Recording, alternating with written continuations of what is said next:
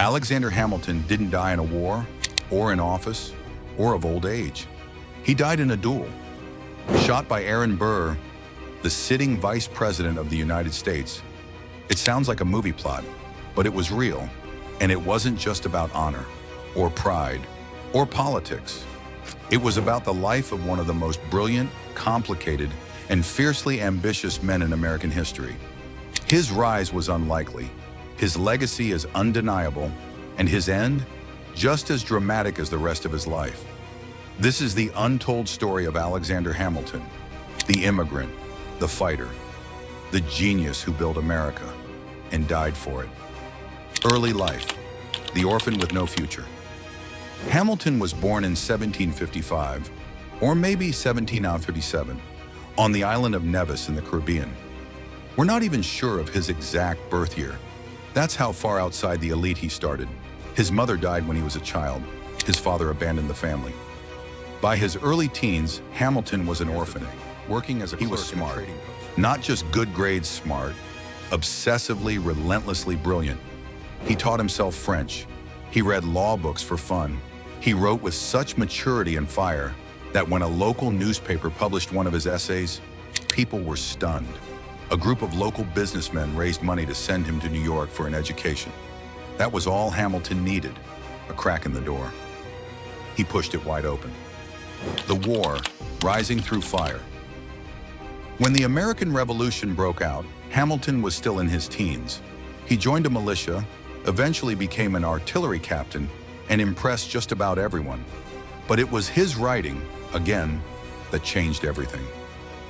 His political essays defending the revolution caught the attention of George Washington himself. Washington made him his aide-de-camp, essentially his right-hand man. For 4 years, Hamilton wrote letters, strategies, battle plans. He wanted to fight, but Washington kept him close. Eventually, Hamilton got his wish. He led a charge in the decisive Battle of Yorktown and helped win the war. From Caribbean orphan to war hero, and he was just getting started. In The Genius, Building a Nation. After the war, America was free, but freedom doesn't pay the bills. The economy was a mess. The states weren't cooperating. There was no real central government. Hamilton saw the chaos coming, and he had ideas, big ones. He became one of the authors of the Federalist Papers, along with James Madison and John Jay. 85 essays laying out why America needed a stronger federal government and why the new Constitution mattered. Hamilton wrote the majority of them, sometimes knocking out entire essays overnight. His arguments helped turn public opinion, and the Constitution was ratified. But his real influence began when Washington became president and chose Hamilton as the first Secretary of the Treasury. In just a few years, Hamilton created the national bank, stabilized the currency, established the U.S. Mint, designed the tax system, set up the federal budget, took on state debts to unify the country financially. He was like a startup founder, but for an entire economy. It was controversial, aggressive, and genius, and not everyone liked it. The enemies: Jefferson, Madison, and Burr. Thomas Jefferson. Jefferson believed in a small agrarian nation with minimal government interference.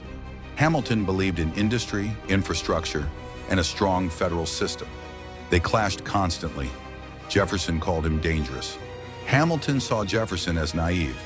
Their rivalry was more than political, it was personal. Jefferson formed the Democratic-Republican Party to counter Hamilton's Federalist influence. Hamilton fired back with essays, arguments, and an endless stream of ideas. He won some, he lost some, but he never backed down. Then there was Aaron Burr.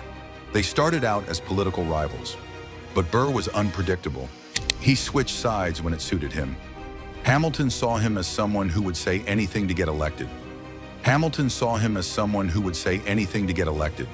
When Burr ran for president, and then later for governor of New York, Hamilton spoke out loudly.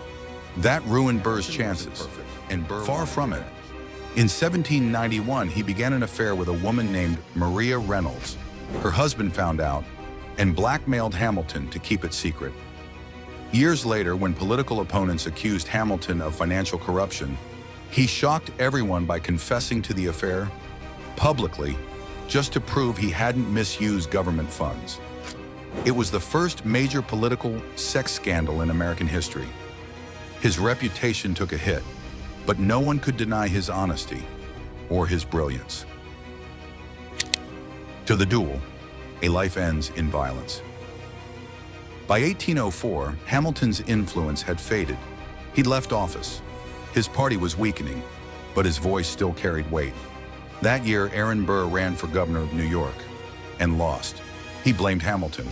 In private conversations, Hamilton had called Burr a dangerous man. Word got out. Burr challenged him to a duel. Hamilton could have backed down, but he didn't. On July 11, 1804, they met in Weehawken, New Jersey. Two men, two pistols, one final moment. No one knows exactly what happened. Hamilton may have fired into the air, deliberately missing. Burr did not. Hamilton was shot in the lower abdomen. He died the next day. His son, Philip, had died in a duel just 3 years earlier, defending his father's name. Now Hamilton followed him. He was 47 years old. The aftermath, legacy and loss. Burr's political career was over. He was charged with murder, though never convicted. He spent the rest of his life in obscurity. Hamilton, on the other hand, became larger in death than he ever was in life. His ideas in central banking, federal authority, national credit became the backbone of modern America. The institutions he built still shape our economy. His writings are still studied. His influence is still felt. And then, over 200 years later, something unexpected happened. The revival, Hamilton and modern fame. In 2015, the world was reintroduced to Alexander Hamilton, not through a history book, but through Broadway. Lin-Manuel Miranda's musical Hamilton told the story of his life in rap, R&B, and powerful storytelling. It brought history to life. Suddenly, teenagers were quoting the Federalist Papers. People were learning about Eliza, Angelica, Lafayette, and Lawrence. And the man once overshadowed by Jefferson and Washington became a pop culture icon. It wasn't just entertainment. It sparked debates about immigration, race, legacy, and truth. And it reminded us that Hamilton's story is, at its core, an American story. The man, flawed, fiery, forgotten, remembered. Hamilton wasn't perfect. He was intense, impulsive, arrogant. He made enemies quickly. He wrote too much, fought too hard, and died too young. But he was also brilliant, visionary, tireless, and completely self-made. He took the American dream and built the blueprint for it.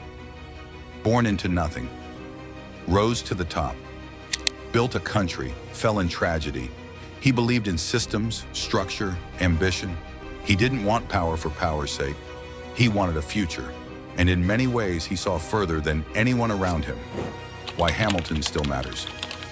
In 2025, Hamilton still matters because his ideas built the foundation of modern finance. Because his life showed what's possible when intelligence and work ethic meet opportunity. Because he understood that democracy isn't just about voting, it's about institutions, policies, and accountability. And because even though he's been gone for more than 2 centuries, his words, his battles, and his choices still echo in our politics today. Alexander Hamilton didn't just shape America, he embodied it. Ambition, genius, conflict, legacy. That's not just history, that's a story worth telling.